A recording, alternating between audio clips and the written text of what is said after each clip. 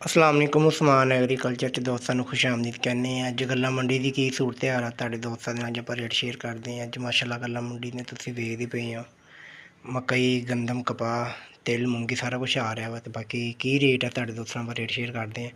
ਤੋ ਇਸ ਤੋਂ ਪਹਿਲਾਂ ਮੇਰੇ ਨਵੇਂ ਦੋਸਤਾਂ ਨੂੰ ਗੁਜ਼ਾਰਿਸ਼ ਹੈ ਕਿ ਚੈਨਲ ਨੂੰ ਸਬਸਕ੍ਰਾਈਬ ਕਰ ਲਓ ਤਾਂ ਕਿ ਦੋਸਤੋ ਇਸ ਤਰ੍ਹਾਂ ਦੀ ਵੀਡੀਓ ਦਾ ਨੋਟੀਫਿਕੇਸ਼ਨ ਤੁਹਾਨੂੰ ਮਿਲਦਾ ਰਹੇ। ਅੱਜ ਆਪਾਂ ਗੱਲ ਕਰਾਂਗੇ ਸਭ ਤੋਂ ਪਹਿਲਾਂ ਮਕਈ ਦੀ। ਮਾਸ਼ਾਅੱਲਾ ਮਕਈ ਮੰਡੀ ਦੇ ਅੰਦਰ ਬੜੀ ਮਕਦਾਰ ਦੇ ਅੰਦਰ ਆ ਰਹੀ ਆ। ਅੱਜ ਜਿਹੜੀ ਗੱਲਾਂ ਮੰਡੀ ਦੇ ਅੰਦਰ ਮਕਈ ਆ 2000 ਤੋਂ ਲੈ ਕੇ 2200 ਰੁਪਏ ਤੱਕ ਫਰੋਖਤ ਹੋਣ ਰਹੀ ਹੈ। ਜਨਾਬ ਦੇ ਅੰਦਰ ਬੜੀ ਬਿਹਤਰੀ ਨਜ਼ਰ ਆ ਰਹੀ ਹੈ। ਇਸੇ ਤਰ੍ਹਾਂ ਅਗਰ ਆਪਾਂ ਦੋਸਤੋ ਗੱਲ ਕਰਦੇ ਹਾਂ ਕਪਾਹ ਦੀ, ਕਪਾਹ ਅੱਜ ਗੱਲਾਂ ਮੰਡੀ ਦੇ ਅੰਦਰ 7800 ਤੋਂ ਲੈ ਕੇ 8200 ਰੁਪਏ ਤੱਕ ਫਰੋਖਤ ਹੋਣ ਰਹੀ ਹੈ। ਬਾਅਦ ਔਕਾਤ ਕਪਾਹ ਇਤਨੀ ਨਮੀ ਜ਼ਿਆਦਾ ਹੁੰਦੀ ਜਿੰਦੀ ਵਜ੍ਹਾ ਤੋਂ 7000 ਰੁਪਏ ਤੋਂ ਵੀ ਕੁਛ ਰੁਪਏ ਉੱਪਰ ਫਰੋਖਤ ਹੋਣ ਰਹੀ ਹੈ। ਇਸੇ ਤਰ੍ਹਾਂ ਦੋਸਤੋ ਅਗਰ ਆਪਾਂ ਗੱਲ ਕਰਦੇ ਹਾਂ ਮੂੰਗੀ ਦੀ, ਮੂੰਗੀ 8000 ਤੋਂ ਲੈ ਕੇ 8500 ਰੁਪਏ ਤੱਕ ਫਰੋਖਤ ਹੋਣ ਰਹੀ ਆ। ਅਗਰ ਆਪਾਂ ਦੋਸਤੋ ਗੱਲ ਕਰਦੇ ਹਾਂ ਸਰੋਂ ਦੀ, ਅੱਜ ਸਰੋਂ ਗੱਲਾਂ ਮੰਡੀ ਮੀਆਂ ਚੰਨੂ ਦੇ ਅੰਦਰ 40 ਕਿਲੋ ਸਰੋਂ ਜਿਹੜੀ ਆ 6000 ਤੋਂ ਲੈ ਕੇ 6250 ਰੁਪਏ ਤੱਕ ਫਰੋਖਤ ਹੋਣ ਰਹੀ ਆ।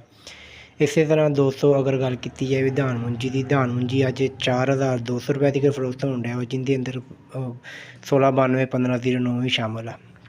ਇਸੇ ਤਰ੍ਹਾਂ ਦੋਸਤੋ ਅਗਰ ਗੱਲ ਕੀਤੀ ਜਾਵੇ ਤਿਲ ਦੀ ਮੰਡੀ ਦੇ ਅੰਦਰ ਮਾਸ਼ਾਅੱਲਾ ਆਉਣਾ ਸ਼ੁਰੂ ਹੋ ਚੁੱਕਿਆ ਵਾ। ਤਿਲ ਦੇ ਅੰਦਰ ਕੁਛ ਨਮੀ ਆ ਰਹੀ ਆ ਅਤੇ ਬਾਕੀ ਸੀਜ਼ਨ ਤੁਹਾਨੂੰ ਪਤਾ ਤਿਲਾਂ ਦਾ ਚੱਲਦਾ ਪਿਆ ਵਾ, ਜਿਹਦੀ ਵਜ੍ਹਾ ਤੋਂ ਤਿਲ ਬੜੀ ਮਕਦਾਰ ਦੇ ਅੰਦਰ ਆ ਰਿਹਾ। ਜੇ ਅਗਰ ਆਪਾਂ ਗੱਲ ਕਰਦੇ ਹਾਂ ਤਿਲੀ ਦੀ ਰੇਟ ਦੀ, ਅੱਜ ਤਿਲੀ ਜਿਹੜਾ ਵਾ ਉਹ ਗੱਲਾਂ ਮੰਡੀ ਮੀਆਂ ਚੰਨੂ ਦੇ ਅੰਦਰ 14000 ਤੋਂ ਲੈ ਕੇ 14500 ਰੁਪਏ ਤੱਕ ਫਰੋਖਤ ਹੋਣ ਡੇ ਆ।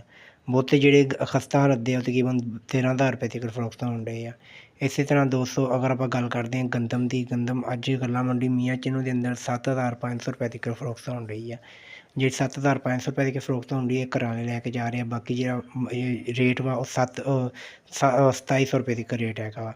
ਇਹ ਸੀ ਦੋਸਤੋ ਗੱਲਾਂ ਮੰਡੀ ਮੀਆਂ ਚੰਨੂ ਦੇ ਅੰਦਰ 40 ਕਿਲੋਗ੍ਰਾਮ ਦਾ ਰੇਟ। ਇਨਸ਼ਾਅੱਲਾ ਇੱਕ ਨਵੀਂ ਵੀਡੀਓ ਨਾਲ ਦੁਬਾਰਾ ਮਿਲਾਂਗੇ। ਦੋਸਤ ਆਪਣਾ ਬਹੁਤ ਸਾਰਾ ਖਿਆਲ ਰੱਖਿਓ। ਅੱਲਾ ਹਾਫਿਜ਼।